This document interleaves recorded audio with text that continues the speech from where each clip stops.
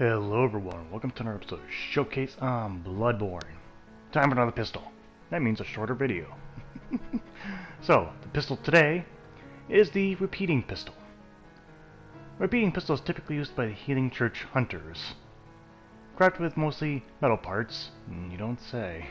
Exhibiting a complex design, the Repeating Pistol fires 2 shots at once, making a ravenous consumer of quicksilver bullets. Should be used sparingly compared to its workshop counterpart as a trump card in one's arsenal.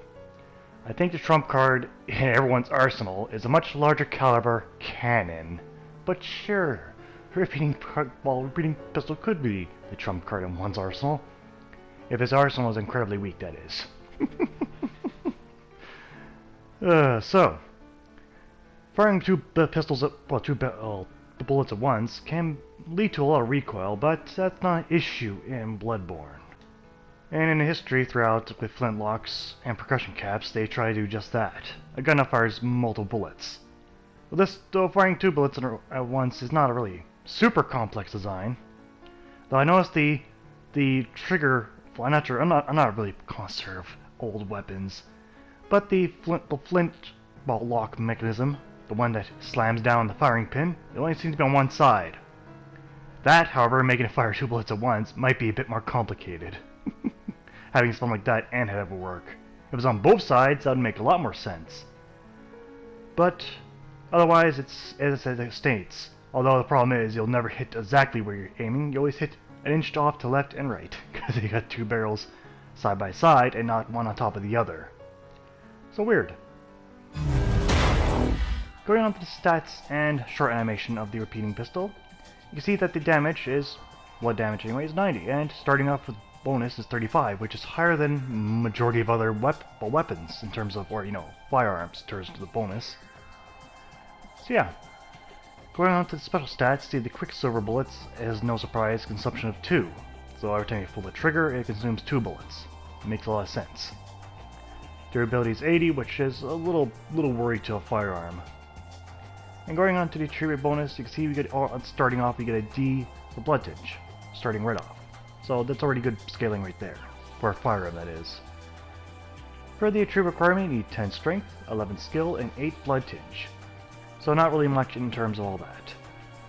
So there's a question of where this weapon fits in one, in terms of playstyles. Well, if I had to argue, it'd probably be for someone who doesn't use a gun really much at all. Very seldomly at that. Now, for terms of type of damage, you can see that blood damage, it's just that, blood damage. And for speed of the weapon, well, it's no slower than the other pistols lying around you'd normally find. Now, when upgrading the Repeating Pistol, for base damage you get around 11, and the bonus damage gets 6. So that's not too bad for a pistol. Now, compared to other pistols, you get a lot more damage on this. Well, you have to, because if you didn't, it would be a pretty trash weapon, wouldn't it? But as I mentioned earlier, I believe this weapon's more or less in line where someone who doesn't really use a pistol too much might get the occasional parry in, but someone who relies on the dodging. Because if you do screw up your parry, at least you get more damage out of it, opposed to just using the Hunter's pistol, which you get significantly less. And here we are at the final upgrade, which is pretty darn good. That's quite a bit of damage increased for a pistol, that is. And bonus damage easily doubled. So that's not really common. And you can see the blood tinge even went to a B at the end of this. So that's excellent scaling for a pistol weapon, that is. Alright, let's keep this performance nice and short. For damage, again, no firearm is designed to kill just an enemy like it is. But you can see this one does a pretty decent job at it. But then again, you're consuming 2 shots every time. As you see, after 3 shots, I've lost 6 bullets. But again, no weapon's designed to kill, no gun's designed to strictly just kill opponents like this. This one simply does it probably one of the best ways, and most conservative. Sure, the cannon does more damage, but it takes a lot more ammo. But in the end, you just want to take a pistol, you want to parry opponents like so. Just this one, if you screw up your parry, at least you do more damage, opposed to just a simple Hunter's pistol. Because if you're firing at enemies like this, you run out of ammo really quick. After killing these guys, or just taking them down, I'm already down to 5 bullets. Fighting this hunter, hey, you can see it's just pointless. So little damage is done against him. It's just so little damage. Just go for the parry. As always, when it comes to pistols. Let's go on to the pros and cons of the repeating pistol. On the pros, it's the strongest pistol. Not the strongest firearm, but the strongest pistol. For what, offhands can be. And it's just as capable as the hunter's pistol.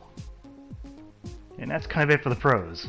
On the cons, it consumes twice the ammo of every other pistol available. Yeah.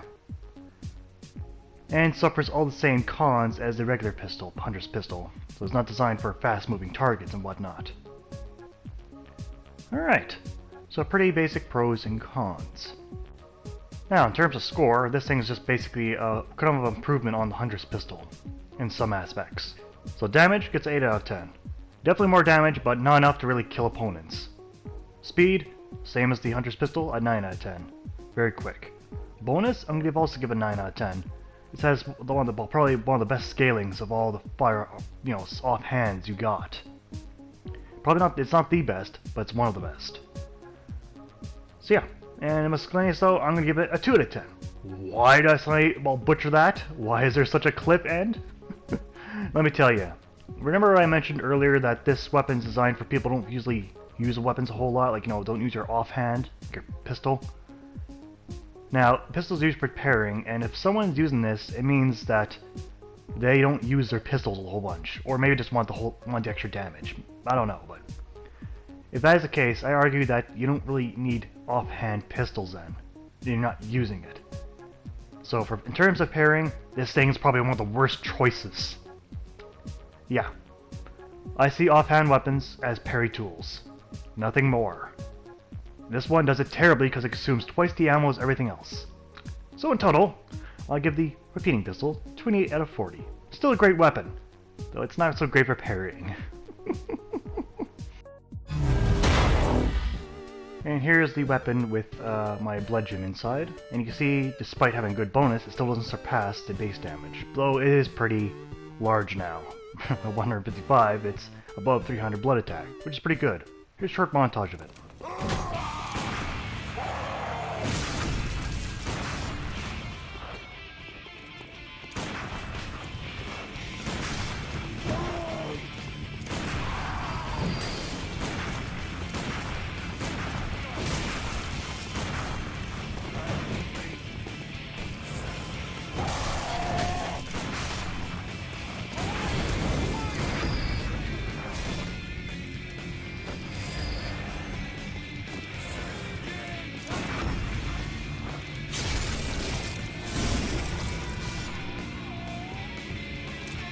As usual, that was a terrible idea just to use the pistol.